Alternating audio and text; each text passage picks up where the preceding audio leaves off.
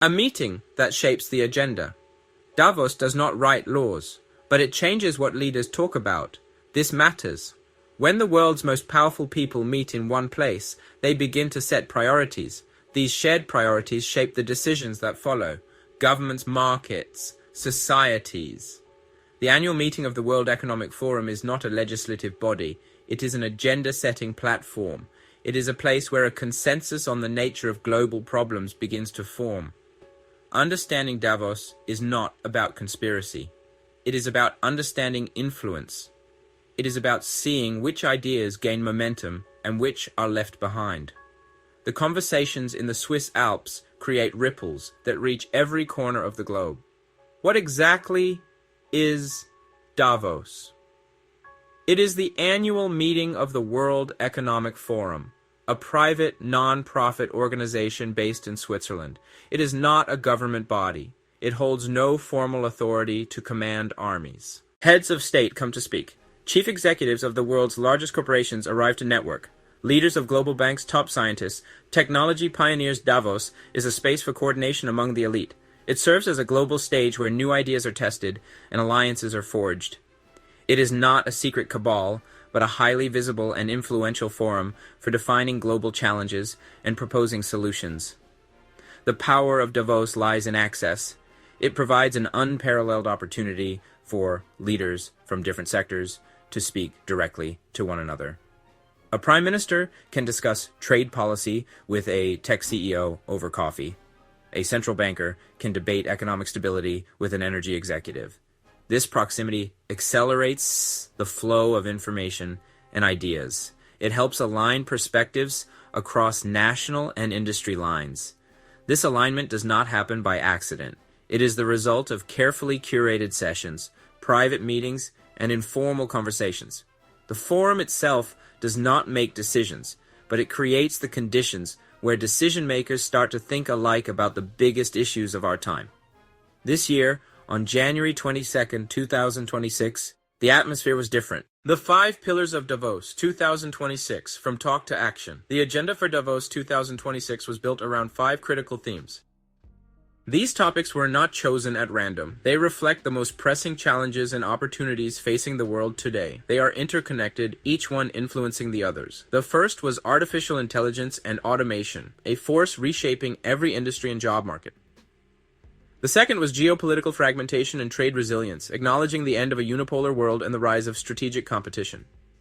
The third theme was the climate transition and energy security, balancing green ambitions with the hard reality of powering our economies. The fourth focused on inflation, debt, and economic stability, a core concern for governments and households alike.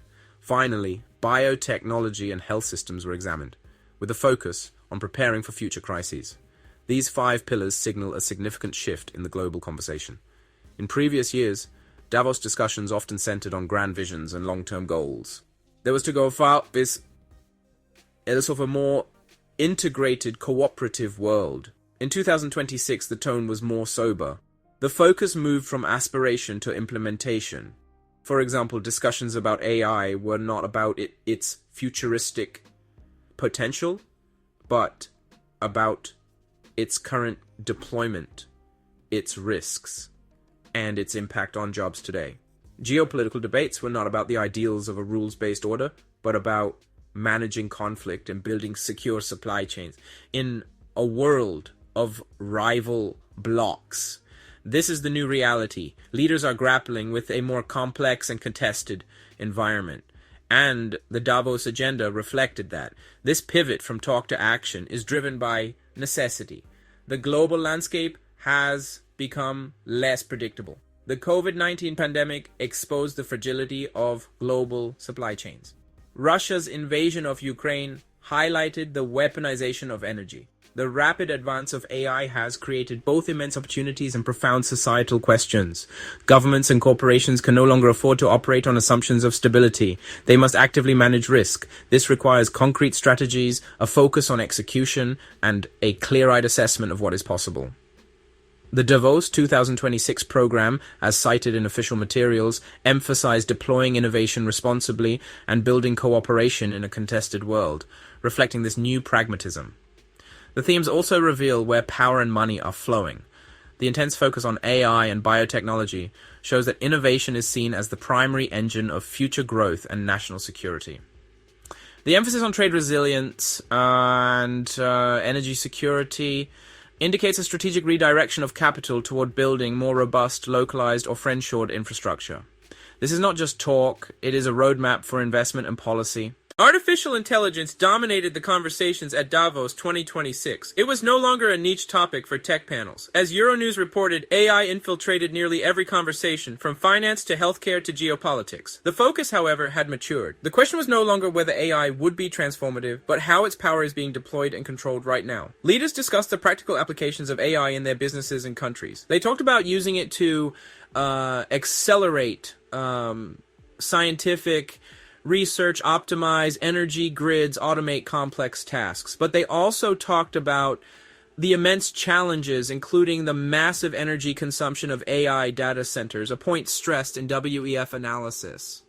A central theme was the distribution of gains. The benefits of the AI revolution are not flowing equally. Large technology companies, with their vast stores of data, massive computing infrastructure, hold a significant advantage. They can develop and deploy sophisticated AI models at a scale that smaller firms cannot match. This creates a dynamic where a few powerful actors can set the standards for the entire industry. Governments with advanced digital infrastructure and clear regulatory frameworks are also positioned to win. They can attract investment, foster innovation, use AI to enhance their own capabilities. The winners are those with scale data and the ability to shape the rules of the game from the outset. The impact on labor was another critical point of discussion. The World Economic Forum's Future of Jobs Report 2025 provided a stark backdrop, projecting that 1 in 4 jobs is likely to change by 2030. The report noted that 39% of current worker skills could become obsolete. The consensus at Davos was that AI will not cause mass unemployment overnight. Instead, it will cause a massive shift in the skills that are valued. Routine, predictable tasks are being automated. Jobs requiring creativity, critical thinking, and emotional intelligence are becoming more important. This leads to a growing demand for reskilling and upskilling programs. But the question of who pays for this transition remains largely unanswered. Section 4. Geopolitics and Trade. A World of Resilient Blocs. Davos 2026. Geopolitical talks accepted a more fragmented world. The era of a single, integrated global market governed by a unified set of rules is over. Leaders spoke about a multipolar reality. The United States, China, Europe compete for influence. This competition is not just military. It is economic, technological, and ideological. Canadian Prime Minister Mark Carney acknowledged the end of the rules-based international order and urged middle powers to band together. The focus has shifted from integration to strategic management of dependencies. This new reality is reshaping global trade. Supply chains once chased efficiency, often by finding the lowest cost producer. Today, the priority is resilience. The pandemic and geopolitical conflicts exposed vulnerable, long supply chains. Companies and countries are now willing to pay a premium for security. This means diversifying suppliers, moving production closer to home, onshoring, relocating to allied nations, friendshoring. This is not a retreat from globalization. It is a strategic rewiring. Trade is increasingly organized within regional or politically aligned blocs. Who wins? Winners are nations and corporations offering stability and reliability. Secure geopolitical partners are attracting new investment. Mexico is benefiting from production moving closer to the U.S. market. Vietnam is gaining as firms diversify beyond China. The conversation about climate at Davos 2026 took a distinctly pragmatic turn. The urgency of the green transition was still a central theme, but it was coupled with a powerful new emphasis on energy security. The war in Ukraine and subsequent energy price shock served as a stark reminder that modern economies cannot function without reliable and affordable power. The ideal of a rapid, seamless switch to renewables has been tempered by the reality of grid stability and geopolitical risk. Leaders now talk about an energy trilemma: sustainability, affordability, security. This has led to a more nuanced and realistic discussion about the path forward. This pragmatism was reflected in the focus on a wider range of energy sources: wind, solar, natural gas. Nuclear power, once shunned in many Western countries, is experiencing a major comeback in policy circles as a source of reliable, carbon-free baseload power. Chinese companies were at Davos to showcase their leadership in clean energy technologies and the high-tech infrastructure needed to support them. The conversation has moved beyond a simple renewables versus fossil fuels debate to a more complex discussion about the optimal energy mix for a secure transition. Who gains from this shift? The winners are countries and companies that can provide solutions across the entire energy spectrum. Nations with significant natural gas reserves, which are now seen as a crucial bridge fuel. Companies that specialize in advanced nuclear reactor technology. While less visible in the headlines than AI or geopolitics, biotechnology and health systems were a crucial undercurrent at Davos 2026. The pandemic taught the world a hard lesson. Public health is a cornerstone of economic stability and national security. The discussions reflected this new understanding, framing scientific capacity as critical national infrastructure. Leaders focused on practical steps to prepare for the next pandemic, including building resilient supply chains for medical goods, investing in advanced diagnostics, establishing global surveillance networks to detect new pathogens early.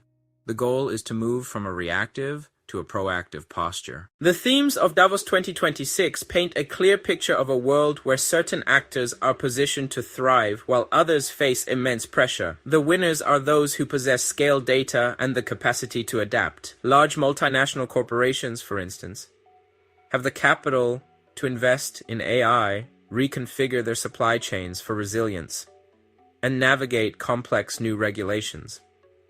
They can afford the high cost of compliance, which can in turn act as a barrier to entry for smaller competitors. These large firms are not just participants in the new economy, they are actively shaping its rules through their influence in forums like Davos. Governments of large, technologically advanced nations are also clear winners. They have the resources to fund massive retraining programs for their workforce, invest in critical infrastructure like 5G and advanced energy grids, and subsidize key industries. They can set technical standards for new technologies like AI, giving their domestic companies a competitive edge. As evidenced by the record participation of over 60 heads of state governments, see Davos as a crucial venue to advance their national interests. Middle powers, as Prime Minister Carney noted, must work together to avoid being squeezed by the giants. On the other side of the ledger are those who pay the price of this transition. Small and medium-sized enterprises are particularly vulnerable.